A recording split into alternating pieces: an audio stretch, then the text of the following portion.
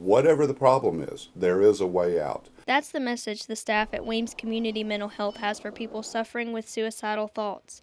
Len Hogan is a doctor of clinical psychology at Weems. He says suicide is completely preventable once someone knows about the threat. Dr. Hogan says the hard part is getting the suicidal person to reach out and ask for help. Sometimes people become so emotionally depressed that they can't think of any other way out except to kill themselves. In Mississippi, someone dies from suicide every 20 hours. In Lauderdale County alone, emergency crews respond to attempted suicides every week. In fact, just last month, emergency crews responded to 3 different suicide attempts in just 3 hours. As an adult therapist, I typically will encounter about 1 to 2 people per week that have had some thoughts of suicide or maybe a history of suicidal plans and attempts.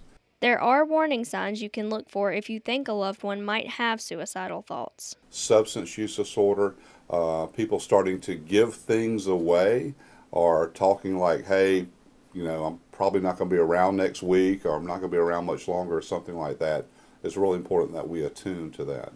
But Dr. Hogan says sometimes just asking someone how they're feeling can make a difference and perhaps save a life. Sometimes they feel relieved because they say somebody's finally paying attention. Statistics show the highest suicide rates are among the elderly and adolescents. Teen depression is surging, and Dr. Hogan says he wants young people especially to be aware of what's going on in their friends' lives. If they see one of their friends feeling down or depressed or changing their behaviors in some way, get with them, have a talk with them, come in and talk with us, and just let's see if we can make sure that your friends stay safe. It's okay to ask them, hey, are you thinking about hurting yourself? Do you want to die? Then let's go talk to Dr. Hogan. Let's call Weems. Wednesday night, in part 2 of our special report, we'll introduce you to the Mobile Crisis Response Team.